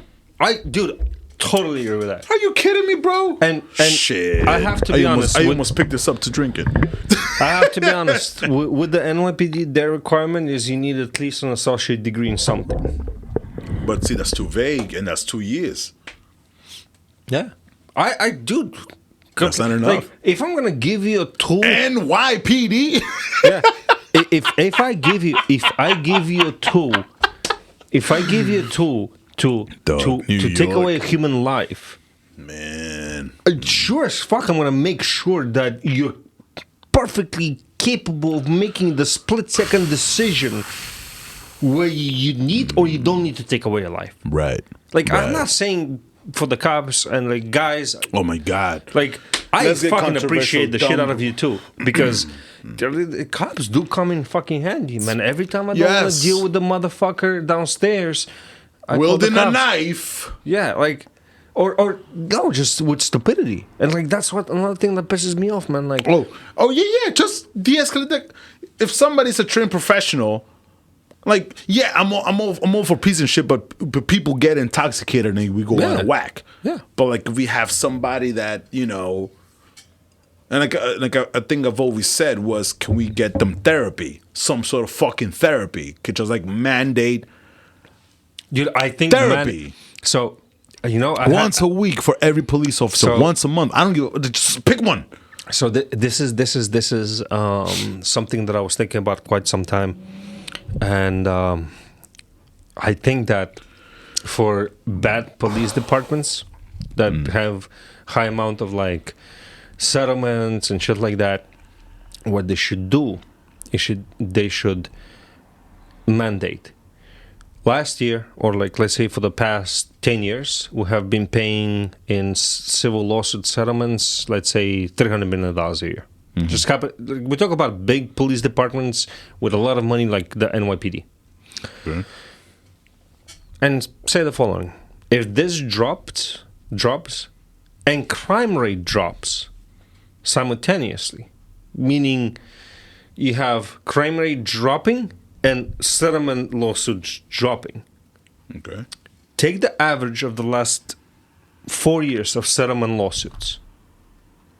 Give them that number. Say, if this year you're below this number and crime rate in your precincts is down, that money goes to bonuses for police officers. For all of them. Fucking save $100 million in fucking lawsuit settlements and distribute that to those guys that actually do the fucking work. Talk about incentive for the good cops. Exactly. Because, and on top of that, arrest them. Rest the shit. 1 month. Yes, please, man. 1 month, these motherfuckers have to go to a different country and not come back to the United States and do any police work. Bro. For 1 month out of the year, you send them and their family, like whatever you want to fucking do with that money. Not their family, but give them the bonuses. I don't care. Oh, I thought you meant like the bad cops. You could have sent them and their family to another country. No. So this is the idea. The crime rate goes down along with the settlements. Yeah. That could be used. I was thinking about 3 ways. And hear me out on this one, because I think I might be onto something over here. That could be done 3 ways. First way is you distribute that money. It's still in your budget, but you give it to the cops as a bonus. Okay. The second thing is you build facilities for cops that can go and rest. Meaning NYPD builds a facility somewhere upstate where a cop can go every vacation without paying for lodging. They have to pay for food, but without paying for lodging, somewhere like, let's say, Lake George. Just hypothetically speaking. This all sounds a lot cheaper than fucking lawsuits. Exactly. And that's what I'm thinking, like, give those people some incentives because, the public opinion of them is shit right now. Yeah, dude. Second, and a lot of those, that's fucked up, man. Dude, and a lot of those guys are actually doing a fucking good job. Yes. A lot of them. Yes. Don't stop doing good jobs, man. And like just a small digression because it's like I don't think we have, but I want to make this shit clear that if some shit goes wrong, I'm calling the police. Oh, you know what I'm saying? Yeah. Like, I appreciate being able to call the police when there's a problem. I'm able to like, you know, hell, I remember growing up and like that was the shit. If something went wrong, you get the cop and you know he's a friendly guy and this shit. But then after I grew up from elementary school, then it was like, oh shit. Yep. 180, motherfucker. And so, you know what? I think it would be a good idea first to start becoming friendly with different police departments, different precincts, maybe. Yeah. Invite some of those people over here, get to talk to them, see what they're looking for, see what they want. Like, open up that conversation. Have that point of view, for real. Yeah. Because like, no, they have... It's funny because I right now I cannot think of a friend that I have. I know you've mentioned a few. I personally do not have a friend that's a police officer. The only one that comes to mind is the dude that used to work with us at the liquor store that went to Gold Path. Uh-huh. And you say he was a dispatch now? But he was a dispatch like 5 years ago. Yeah. So like I don't have any communication with any police officers. But at the same time, it's like ain't no hate. It's just the tension. It's just what is right now. And again, as a fucking pacifist, man, it's like it's unnecessary. Yeah. I don't think that morality is that fucking difficult. I think that we freaking can establish that, oh no, don't stab me in the eye. That's not good for anybody. Yeah. You know, like we can agree that, you know, there are certain things that are fucking wrong and let's not do them. Oh shit, I should call a police. You know, I just threw some like crazy ass examples, but like that's just what it is, man. We're just people trying to fucking survive and can we just make it as pleasant as we possibly fucking can? Oh, we're gonna make it, man. I think that we're onto something with that podcast here. Word. And that, you know, as long as we start the conversations.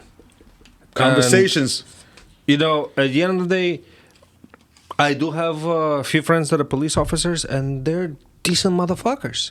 Like, they are actually... We should have them on, right? Oh, yeah, definitely. We'll have them on. And another thing I wanted to bring up as far as the police goes is, like, yeah, we have to treat them as... Respect. I was going to say not treat them. Sorry, my bad. You have to incentivize them to change their ways. So and that's where this idea from the bonuses and the lawsuit settlements came about, where it's like, you know what? From what I've been pulled over, and as I said earlier, there are different types of people in different precincts. Yeah, it's gone, man. Different types of people in different precincts. It's like, yeah, it is, because those people deal with different type of people. You know, the people that live in Westchester are completely different from the people that live in the city, who are completely different from the people that live in Manhattan and the Bronx. Right. And there's different perspectives, 100%. Not only different perspectives, different reactions, different ways of communication. Like, I personally, from my experience in the financial world, I've noticed that a lot of people in a financial world are able to put their personal stuff aside to get to their goal. But a lot of people in the ghetto take a lot of things personally, and they're not able to move forward with their goal. Meaning, again, with cops, I've noticed that when I talk a certain way, even though I'm talking every time the same way that when I get pulled over by a cop, the reaction is different. That means that they've been dealing with a different type of people. Right, different person. Yeah. Therefore, I have to adjust slightly, not much, but slightly. Yes. To what he, again, I think it should be upon the police officers to de-escalate all the situations, to make the person comfortable. Break the peace. Yeah, to make the person comfortable. Be like, you know what? I think you did something wrong. I should have been a cop. I don't know, man. I was thinking about it. Like, we're not that far away. We still have time. But Where? Yeah, become a cop. It's just I cannot see myself upholding certain laws. And I think that's why I would make not a very good cop. Oh, damn. This is going to be a whole tangent, but I need to know what law. I mean, everything from prostitution to fucking murdering. It's like, dude, how do you expect me to book a father who murdered the rapist of his child? Like, how do you expect me to enforce that?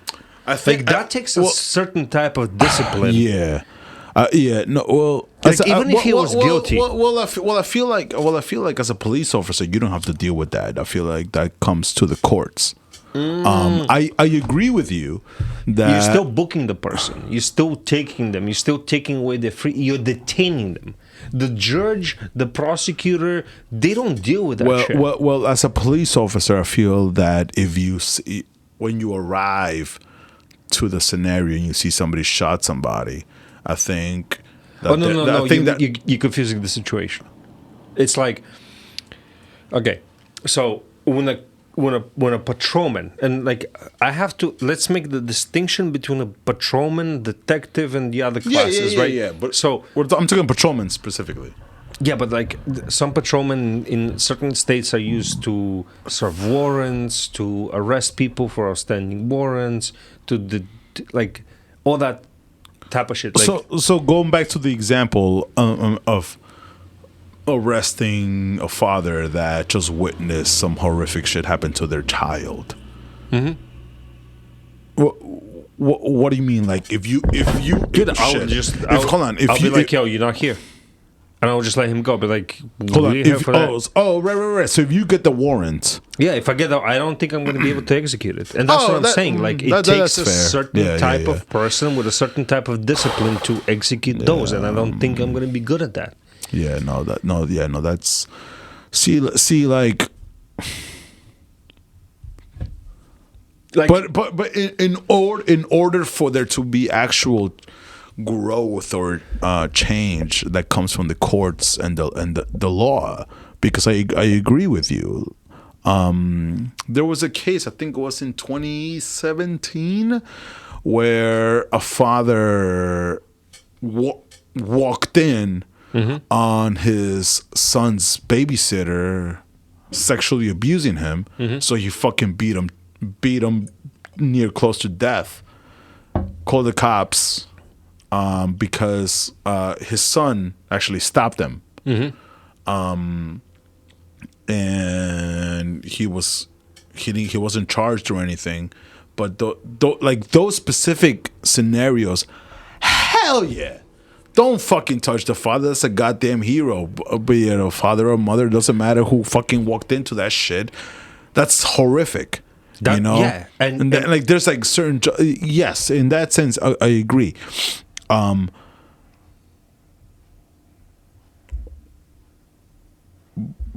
But those are one of those things where I feel like you just deal with on a situational basis. But there has to be rules that everybody follows. You know what I'm saying? That's why like there has to be laws, because if you leave them so up to interpretation, up to interpretation, then anybody can make some bullshit excuse. Anybody that's what I'm saying. Right. Like a murder is still a murder. Right. No and of course, yeah, right. But see that that's the thing, is that the circumstance is what matters. No, but the circumstances are what matters in court. They're not what matters when you're given the order to go and book that dude, to take away his freedom. Like, right. No, understood. But I understand what you're saying.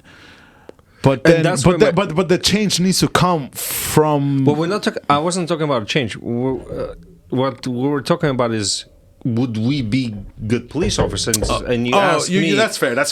And you asked me, hey, like, what are the type of laws that you won't be able to enforce? And another big thing is a drug dealer. I don't think I'll be able to book a drug dealer. No, I couldn't. Because at the end of the day, I get it. I've been in that shithole. I understand your drive, your starvation, your need. The fact that you chose a different way to do it, like. But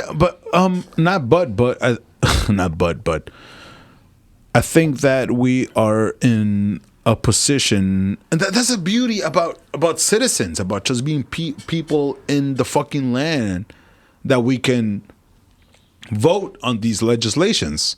Oh yeah, we can talk to our fucking representatives and be like, "Hey, motherfucker!" And I'm not saying speak to the fucking guy that represents New York. I'm saying like our local representatives, local, like and super be like, local. "Hey, let's not have this illegal.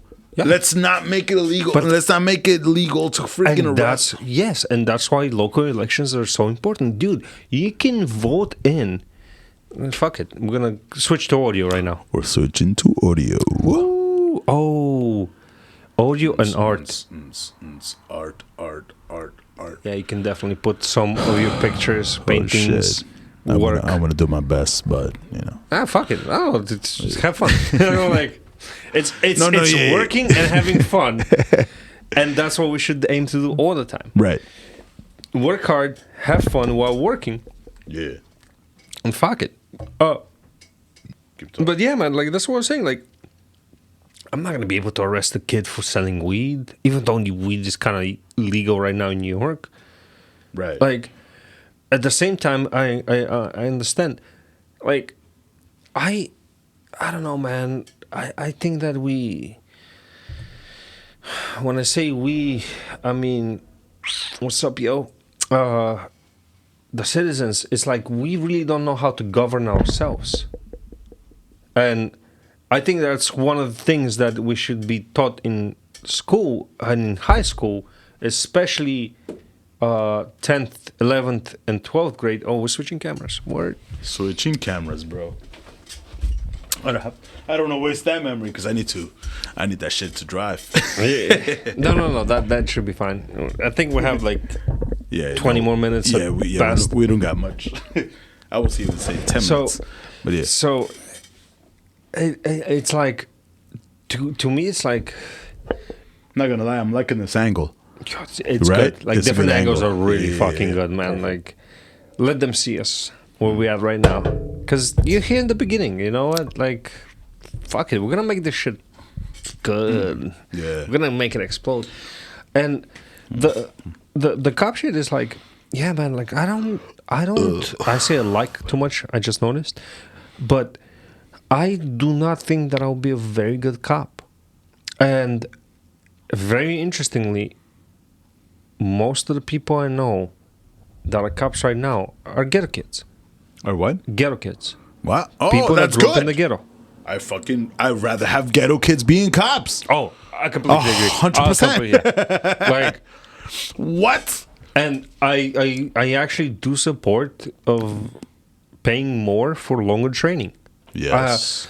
So we really will take a deep dive into this whole issue of policing ourselves, because at the end of the day, David said it right. We vote for the laws. We task those people, the police officers, to enforce. Right. Therefore, the change does really come with us, and the change does really come with your DA, with your prosecutors, and the DA is voted in. And you can perfectly have a conversation with a DA during a voting process. And they'll explain what they want to do, and then you make your judgment on that, or you can present counter arguments if you would like, and make them change their opinion. But we are the people who agree on the laws, and then we task the police officers to enforce those laws. And that's the dynamic. And that, for some reason, seems not to be taught in school, and especially in high school. And this is what I think, for real change, this is what we should really do. And I'm out there, but we should definitely have the curriculum where we have certain levels of education you should be able to achieve in order for you to graduate, right? Because not everybody's made the same. Some people have harder times than others, but they excel in things that those people don't. And we also should make people and students think about risks and know how the government works. I mean, and I really mean know. Like, don't fucking show me a video from the 1960s how bill becomes a law. Fuck you. That's a good starting point. Yeah. But that's not where it should end. It should end is to it should be expanded to how those laws are put into effect, who is enforcing those laws, and how those laws can be changed. That completes the circle. Yeah. And that should be really taught into young people. Even to GED people. And like, they're no less than people that graduate high school. What I'm saying is that should be a requirement. You should know that you have the ability to vote for your DA and to go to them and speak to them and be like, you know what? Maybe this drug should be legal, or maybe this other thing should not be enforced as much. And that happens with the citizens. And that happens when a citizen gets enough information to understand how their voice can be heard. But if you're putting people into a classroom and making them study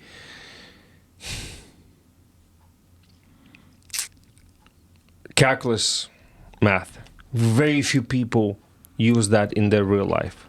Very few. I honestly have not used calculus since... You took calculus? Yeah, since college. And the only reason I used calculus in college was because I was taking a calculus class. But see, what I was gonna say is, like, I feel like in college is different than in high school. I took it in high school too.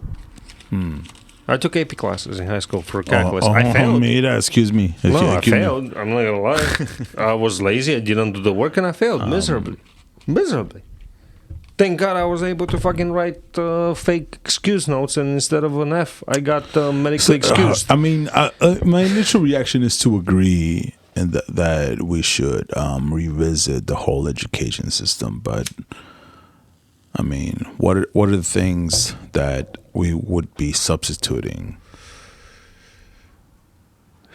I mean, What would be the things that I would be substituting? Yeah, I mean, like we need what? We need grammar. We need math. Yeah, you need math. You don't basic need biology. calculus. We need You need gym math. helps because of your fucking health. But that's what I'm saying. We need to insert economics. Home economics. Economics. Not economics. Yeah. Home economics. Like the basic. Yeah. Like just basic shit. And like also we need to insert... I'm trying to think about school and like the things that I felt that they were a waste of time, but I generally don't see anything that I thought was a waste. Calculus. I never took calculus. I wanted to take calculus, but my dumbass failed U.S. history, so I had to retake it in senior year. So I didn't have time. Calculus is I wasn't that smart. Unless you're interested in it, I don't think calculus should be taught in school, especially in high school. What about those super smart kids? I mean, they would be. I said unless you're interested in it. Don't take it away. Make it an elective. That's fair. So, like a person like you, if you were eligible for calculus, ask you, do you want calculus? Yeah. Or ask me if I'm eligible, give it to me, but also give me ways that will work in my real life. Give me the tools to solve the problems in my real life. Calculus never solved any problem in my real life, bro. Ever. Right. Yeah, it solved the problem of building a house. But I'm not tasked with building a house. I have a person for that. That's very smart. That's way better than that shit than I am. Right. Like that's the whole, like that idea of specialization is very, very good. It's not perfect. Because like I went to a technical school and I thought it was really cool. You went to Saunders? Yeah. Oh, you lucky motherfucker, man. Yeah, no, that was a shit. No, that school is like really hard to get into. We tried to get my sister into it. Saunders? Yeah. Oh damn. And it was like no, none of that. No, it's a really good school. You come out with a trade. Yeah, architecture. Like you come out with a trade, man. And like, I mean, I didn't continue it because I wanted to be a hippie rock star, but I think not hippie revolutionary. No, no. That shit was the shit, dude. Architecture was like. I was never a big fan of architecture. Oh, dude, it's so fascinating, bro. Like, you see a building being built from like the foundation and like the fucking everything. It really was fascinating, and not that it's probably like number 5 on the list of things I wish I would have done, but it's like that shit was fun. So. One day in Canadian Grand Prix, I saw this dude with this awesome shirt, and that shit stuck with me for some reason. You guys couldn't get into Saunders. Fucking bitches. I know, right? So that shit you stuck as smart as me, motherfucker. So that shit like stuck with me because it rang true. And when I thought about it for like 5 seconds, I was like, yeah, that's so true. The shirt said the following: scientists dream, engineers do. And I've always, like, every time, and that's why I was like, see, I was never interested in architecture because to me, the architect was always the person that kind of designs the building, but the engineer was the motherfucker that ensured the building was able to work. And he did it. Yeah. No, that's fair. Remember the fiasco with the One World Trade Center? The Freedom Tower? Oh, yeah. Where, like, he had this awesome design and all that shit, and when they put it through engineering tests... That shit ain't gonna work? Yeah, they were like, no, that shit ain't working. No, my best friend in high school, she went to civil engineering. I hope that's still what she's doing. No, but she went to civil engineering, and like, dude, I don't know what the fuck any of this shit was. I just ended up in Saunders because that's where I ended up in, and I took architecture because it was the art one. You know what I'm saying? And so I was very artsy, man. Mm-hmm. Hippie, bro. So my cousin is actually a civil engineer, and he deals with water systems. So, not water systems. Let me rephrase that. Sewage systems. So, sewage systems is everything. How the clean water gets in, how it gets treated, all that shit. And that's some like fucking interesting shit, man. Like, I've said it before. I will say it again. To me, a garbage man has a lot more value to society than a CEO. Oh yes. Oh yes. Like a garbage man had. You know what? They know how to do shit. Not only that, dude, they keeping clean. And I like, should be a janitor. yeah, Microsoft guy, Bill Gates, right? Well, by the way, did you hear about him? That motherfucker, yo. that creep, like. Yo, from the bottom, he's still there. Yo, when I read what Melinda said during the divorce proceedings. What did she said? Oh, you didn't read what that she shit? said? No, give me that. He was demoralizing her work on humanities. That he was hitting on female employees in Microsoft and on their charity foundations. That when the truth about Epstein came out, he refused to stop being his friend, and he continued hanging out with him. Like, he only stopped when the latest shit happened. Like, all of that shit. Like, this motherfucker. Like, I was... Yo, pieces of shit be pieces of shit, bro. Like, I thought he could be a decent person, and it was like, like, he's the regular fucking nerd dickhead that knows how to build robots, and that's it. Like, fuck that dude too. Yeah, fuck him. Like, dang. Like, why would we? Yeah, it's like, dude, how the fuck, man? Like, how the fuck? Hold on, I'm about to pull up Bill Burr. Why should we believe her? Fuck. What? So now she's coming out all of a sudden? Why is she coming out now? You know? Damn, that's a good point. That's a good point. She's courageous. Yeah, and I say on that bombshell. That's a bombshell, not a bombshell. That's I mean, like, if that's true, bro, like, that's fucking damn. That sucked. I mean, yep. And we're gonna take a thing on that bombshell. We're gonna fucking leave you, motherfuckers, because we out. Think about it. Think about it. You gotta think about it. Everybody has a dark side. What's why I'm wearing black? Creepy. He's wearing white. That means I'm Pink, already a douchebag. He's gonna be a douchebag. I'm already a douchebag. I wear pink. Like, alright, motherfuckers. Peace. Liquor Store Blues.